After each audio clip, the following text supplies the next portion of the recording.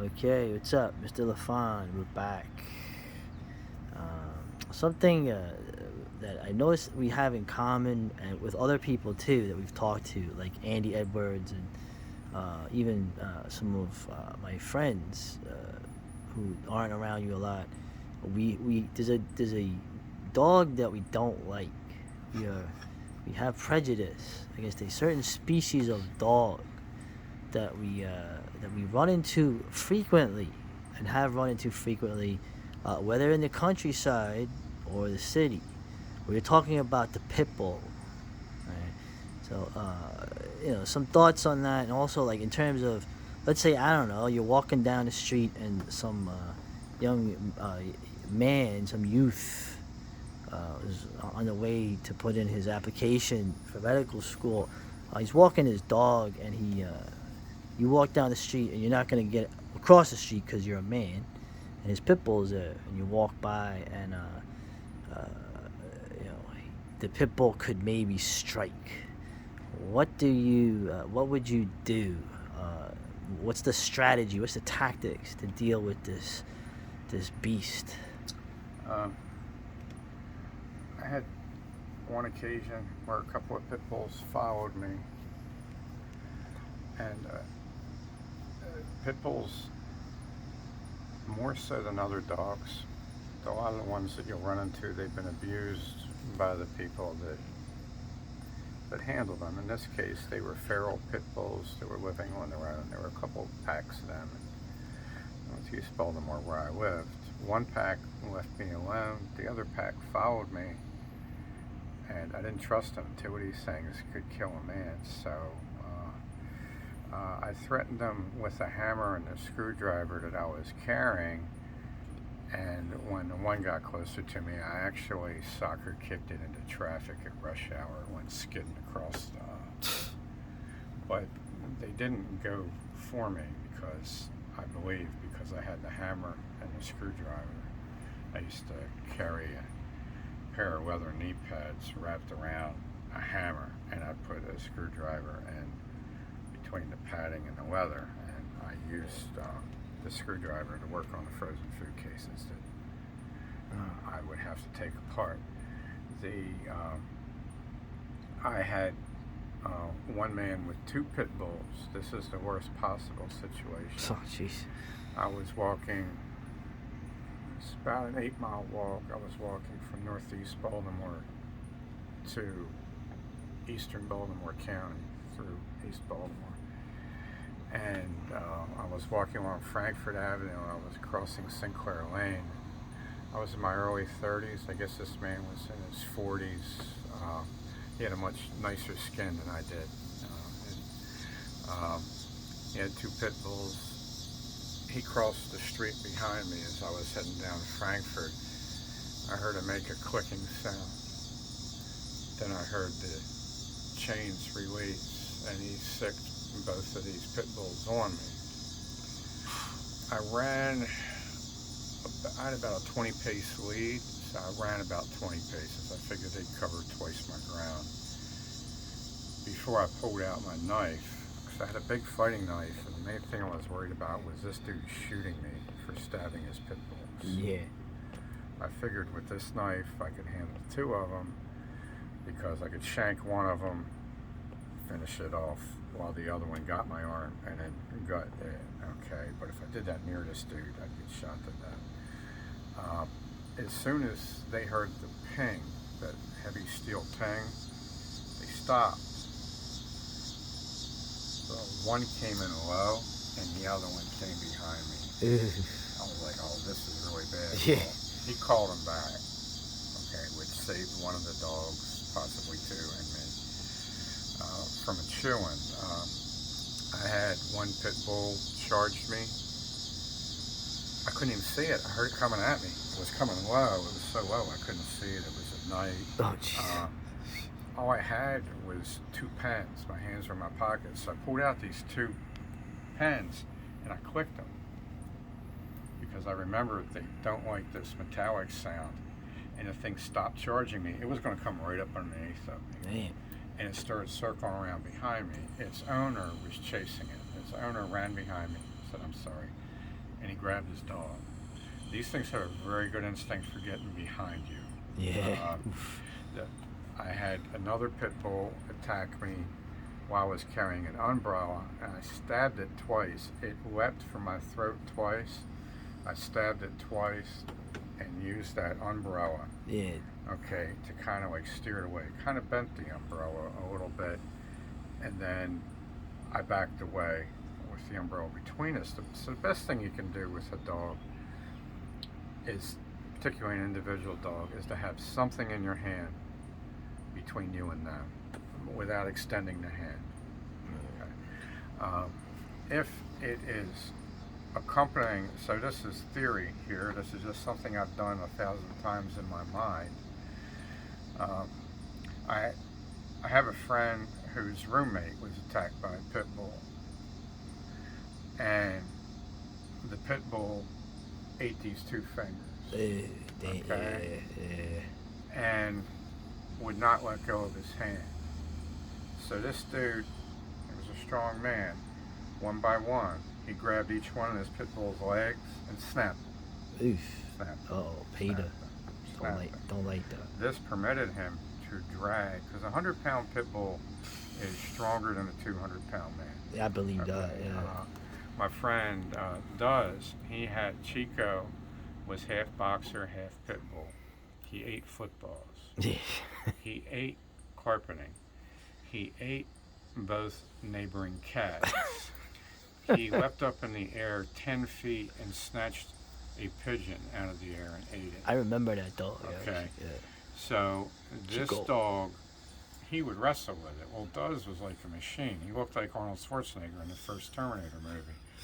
So for him, it was fun. But for me, 153-pound twerp, just wrestling with a 60-pound dog, I'm like fighting with my life, Yeah. right? So, but the one thing that I found out that you could do with him, I practiced wing blocks. Yeah. Boxing wing blocks. So these things had this instinct for running and jumping at your face and neck and getting that. I mean, that's just in the DNA. It's like going after a bear or something. Yeah, and probably pulling the snout down The of a bear greater baiting, animal. And a wolf would do this to an elk or something. Yeah. And then the other ones would eat the elk from the testicles up. Yeah. Okay, so if two of these things come at you, one's going for your face, the other one's eating your nuts and then your guts. It's nature's okay? way. Yeah. Right. So what I practiced doing was wing block. Traditionally, you're supposed to give it your arm, let it take it, and then stab it. But a 60 to 100-pound pit bull might be able to drag you down if it gets your arm. This dude that broke all those legs, he did it so that he could drag this pit bull 10 feet to a 2x4, which he did. This was a big dude. Yeah, no, Dawes is a big guy. Remember? All right, and he didn't feel confident in his ability to drag this smaller animal with him until he broke its legs. So if there's two of them, this guy would have been in super bad trouble. Yeah, he's a big Three dude, of them, man. he's eaten, right? So what you want to do is grab a set of legs. Okay, I practiced this with the wing blocks with Chico. You can grab the front legs. If you grab the front legs of this animal, then it doesn't have a giraffe neck. Right. Okay, then you could swing it around. I would recommend grabbing the front legs and then breaking its back or something like this. If you get in a clinch with it, if you could just fall and break its back on a curb, okay, a parking meter, its owner, okay, if you could grab its legs and beat the owner with it, that would probably be ideal. Spinning it around like you would do playing with a kid. Or throwing it in traffic. And then throwing it in the traffic, throwing it against a wall. I've been attacked by a pack of dogs before and had a knife. And I found out that the way these things, some of them were getting around behind me, and some of them were coming right at me, and they were again doing the canine pack attack. Right. And I wasn't quick enough to stab him. Right. Okay, Yeah. the lead dogs, and so the hounds were going behind me. It's 7 dogs. Oof. The hounds were going behind me, and the real big alpha dog, 110-pound thing, was yo-yoing me. Ooh. A motorist saved me and the dogs, Mm. okay, and took care of this by like chasing him off with his Nice. car. At the time when one of the dogs trying to get behind me was like a dachshund or a basset hound or something. So what I was going to do was just grab that and kill it and use it as a missile weapon against the other ones. So I was saved from getting arrested for animal abuse by this motorist. What I did in the future is I carried a length of PVC. Animals do not like apes with things in their hands. Yeah. So pretty. And a rock in the other hand. Right. Okay. And that got the owners who were letting these animals attack me. When the owners saw me the next day with a PVC in one hand and this baseball-sized stone in the other hand, and knew that the big dog was going to get injured, the owners then stopped this attack and retrieved the dogs. The first attack the owners watched, they had no interest in calling the dogs off me. They even let these things run across a highway and risk their lives to attack me. So you have to worry about the passive aggressive owner of these dogs calling the cops on you. Right. You're best off getting out of sight of the owner. The dogs will lose confidence when they're not in sight of the owner anymore. And then the owner will get worried. Because more and more it's going to be more of a crime. Dogs are now so valuable that they're being kidnapped. Okay, that they're being dog napped. So you want to be very careful about harming a dog within sight of the owner. I'd say with pit bulls, grabbing them by the legs, breaking their back, or throwing them. If they do start munching on you, okay, then you use your small knife to eviscerate them, okay? Stab it in here below the rib cage, and then rip down, okay, and pull their guts out. That'll reduce their strength a lot. But I haven't done it before, so I don't know if it'll work. You might have to do surgery on like the thing's jaw to get it off of you. I don't know, okay?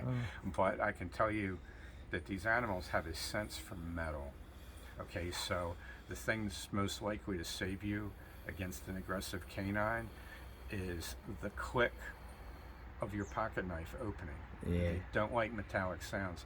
And I've experienced the same thing with two-legged pit bulls in Baltimore City who attack me. And these dogs are so well trained, they actually have a rudimentary command of English, and they'll say, "Yo, what you got?" Yeah, so you can argue about that. And even though they don't see the deployment of the steel weapon, when they hear the steel ping, they go away. Or they call the police on me. But the four-legged pit bull, as of yet, does not seem like it's evolved the ability to call the police. So I think they're still less dangerous than the two-legged pit bull. Well, okay. They lack the 911 access of the two-legged pit bull. So it's fascinating to see that dogs, obviously, they used to be wolves at one point. They are very aware of two legs having something in their hands. That's probably a thing that a lot of people don't seem to realize, that the dog has a sense for when this prey has something in their hands, and that's fascinating. Part of it is abuse too. Big Ron knew some pit bull owners that train fighting dogs. That part of their training was to use cigarettes and put them out on their private parts. Oh, nice. Okay. I mean, so. One problem with the American Pit Bull is it is usually, even if it's owned by some nice middle class people, they probably got a rescue dog. They probably got a dog that was tortured by these kids. So you're kind of you're dealing with an animal that's instinct is to attack for the face and the throat. And is not going to be as good individually. A German Shepherd is better at individually taking a man down than a pit bull is. They're more wolf-like, even though the pit bull would probably take out the German Shepherd. Alright, so that was interesting. Yeah, pretty much. And all the rescue pit bulls that are very fashionable amongst ladies who can't hold them back when you're walking on the street is more and more something you see. All right, thank you.